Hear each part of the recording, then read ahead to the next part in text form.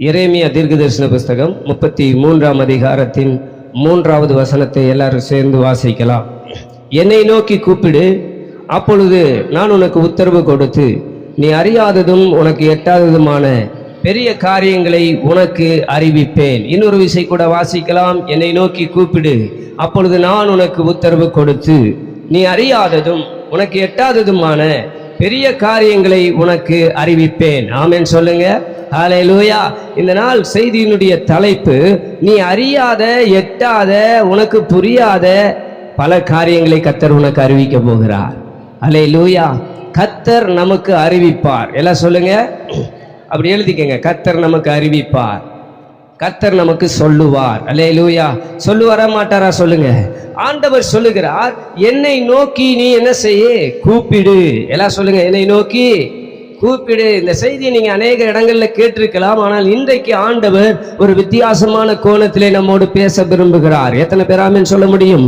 இந்த காலை வேளையிலே கர்த்தருடைய சமூகத்தில் வந்திருக்கிற நம்மை பார்த்து ஆண்டவர் சொல்லுகிறார், என்னை நோக்கி நீ கூப்பிடு, என்னை நோக்கி கூப்பிடு, அப்பொழுது நான் உனக்கு என்ன செய்வேன், உத்தரவு கொடுப்பேன், பதில் கொடுப்பேன். நம்முடைய ஆண்டவர் ஜீவனுள்ளவர். எத்தனை பேர் ஆமென் சொல்றீங்க? நாம் ஆராதிக்கிற தேவன் உயிருள்ள தேவன். அவர் கல்லோ மண்ணோ மரமோ அல்ல, அவர் ஜீவிக்கிறவர், அவர் என்னோடு பேசுகிறவர். அவர் சொல்லுகிறார், என் மகனே, என் மகளே, நீ யாரை நோக்கி கூப்பிடுவதற்கு முன்பதாக நீ முதலாவது என்னை நோக்கி கூப்பிடு. என்னை பார், என்னை பார், என்னிடத்திலே கேள், நான் உனக்கு மறு உத்தரவு அருளி செய்வேன். ஆமென் சொல்லுங்க. நம்ம இன்னைக்கு பல பிரச்சனைகளோடு, பல போராட்டங்களோடு கடந்து வந்து கொண்டிருக்கிறோம். சில நேரத்தில் பல ஆலோசனைகள் நமக்கு கிடைப்பதில்லை. ஆபத்தில் நம்ம யாரை நோக்கி கூப்பிடணும்னு நமக்கு தெரியல. ஆனால் ஆண்டவருடைய வேத வசனம் தெளிவாய் சொல்லுகிறது, நீ யாரை கூப்பிடுவதற்கு முன்பதாகவும் நீ முதலாவது என்னை நோக்கி கூப்பிடு. எத்தனை பேர் ஆமென் சொல்றீங்க? அல்லேலூயா. நம்மோடு பேச விரும்புகிற ஒரு கர்த்தர் இருக்கிறார். பக்கத்துல ஒரு தட்டு தட்டி சொல்லுங்க, உங்களோடு பேச, சத்தமா சொல்லுங்க, உங்களோடு பேச கர்த்தர் விரும்புகிறார். அல்லேலூயா. இப்ப அடுத்த கேள்வி என்னன்னா, நாம ஆண்டவர்கிட்ட பேச விருப்பம் இருக்குதா? நம்ம ஆண்டவர்கிட்ட பேசுவதற்கு அல்லது ஆண்டவருடைய சத்தத்தை கேட்பதற்கு நம்ம செவிகள் திறந்திருக்குமானால், வேதம் சொல்லுகிறது, ஆவியானவர் சபைகளுக்கு சொல்லுகிறதை நீங்க தான் சொல்லணும். காதுள்ளவன். அப்ப நம்மள காது இல்லாமையே வந்திருக்கிறோம்.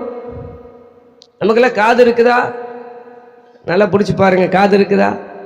இது என்ன காது? பல நேரத்தில் கேட்காது, பல நேரத்தில் கேட்காது. கர்த்தர் சொல்றத சொல்லுங்க, கேட்காது.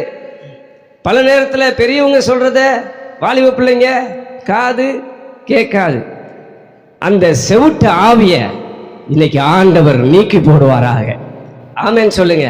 அல்லேலூயா. இந்த செவுட்டு மந்தமான காதை கர்த்தர் இன்னைக்கு திறப்பாராக. ஆண்டவர் சொல்றாரு, என்னை நோக்கி நீ கூப்பிடு. ஊமையா? உங்களுக்கு பேச தெரியாதா? எவ்வளவு வாய் கிளிய மற்றவங்க கிட்ட பேசுறோம், ஆனா ஆண்டவர் சமூகத்துல மட்டும் வந்து ஆண்டவரை கூப்பிடுறது இல்லை. நிறைய பேர் ஆண்டவருடைய சத்தத்தை கேட்டு ரொம்ப நாள் ஆச்சு, ஆண்டவரை நோக்கி கூப்பிட்டு ரொம்ப நாள் ஆச்சு. கர்த்தர் கடந்த நாட்கள்ல என்னோட பேசிக்கொண்டே இருந்தார் இந்த வசனத்தின் மூலமா. சில பாடல்களை பாடும்போது அந்த பாடல் வரிகள் இந்த வசனம் வந்துகிட்டே இருந்தது. ஆண்டவருடைய சமூகத்துல ஜெபித்த போது, நீ என்னை நோக்கி கூப்பிட சொல்லு, அவர்கள் அறியாத, அவர்களுக்கு எட்டாத, அவர்கள் புரியாத பல பெரிய காரியங்களை நான் சொல்ல போகிறேன். ஆமென் சொல்லுங்க பார்க்கலாம். அல்லேலூயா. நம்முடைய எதிர்காலத்தை குறித்து நமக்கு தெரியாது, நம்முடைய சூழ்நிலைகளை குறித்து நமக்கு தெரியாது. சங்கீதம் 50:15 சொல்லுகிறது. சங்கீதம் 50ஆம் சங்கீதம் 15வது வசனம். ஆபத்து காலத்துல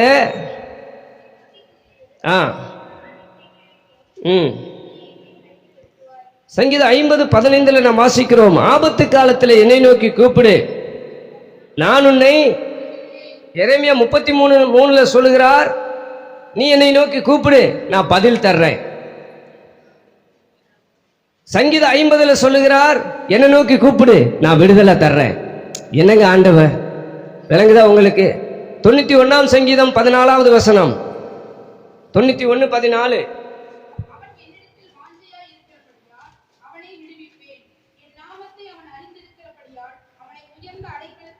15ஆம் வசனம்.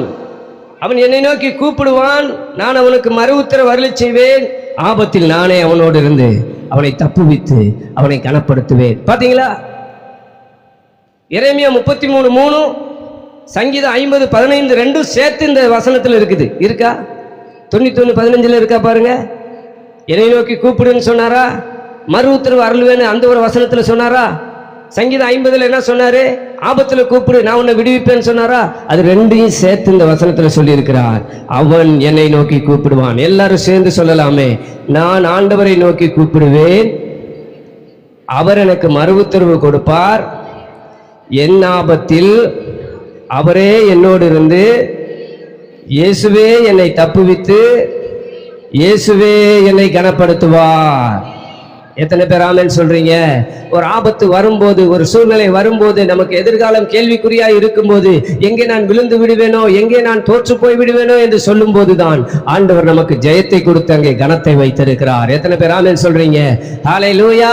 நம் தலையை நிமிர்த்துகிற கர்த்தர், நமக்கு பதில் கொடுக்கிற கர்த்தர். ஆண்டவர் சொல்றாரு, நீ அறியாத எட்டாத பெரிய காரியங்களை நான் என்ன செய்ய போகிறேன்? உனக்கு அறிவிக்க போகிறேன்.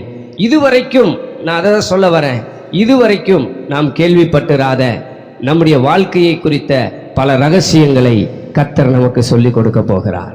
எத்தனை பேர் ஆமென் சொல்றீங்க? நம்ம எதிர்காலத்தை குறித்து நமக்கு ஒரு பெரிய திட்டம் இல்லை, நம்ம எதிர்காலத்தை குறித்து நமக்கு ஒரு பெரிய நாலேஜ் இல்லை. ஆனா இன்னைக்கு ஆண்டவர் சொல்றாரு, நீ என்னை நோக்கி கூப்பிடுவாயானால், நீ என்னை நோக்கி என்னிடத்துல பேசுவாயானால், நீ அறியாத உனக்கு எட்டாத பெரிய காரியங்களை உனக்கு அறிவிப்பேன், உனக்கு அறிவிப்பேன். சில நாட்கள் வரும், சில மாதங்கள் வரும், அதன் பிறகு ஆண்டவர் உங்களை நடத்துற விதம் வித்தியாசமா இருக்க போகுது. எத்தனை பேர் ஆமென் சொல்றீங்க? சிறையின் அனுபவத்தில் இருக்கும்போது கர்த்தர் சொல்லுகிறார், என்னை நோக்கி நீ கூப்பிடு.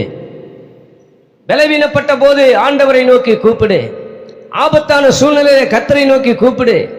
உனக்கு ஒரு ஆலோசனை தேவை என்றால் நீ ஆண்டவரை நோக்கி சத்தமா யாரை கூப்பிட வேண்டும்? ஆண்டவரை கூப்பிடணும். இன்னைக்கு யாரை கூப்பிட்டு இருக்கிறோம்?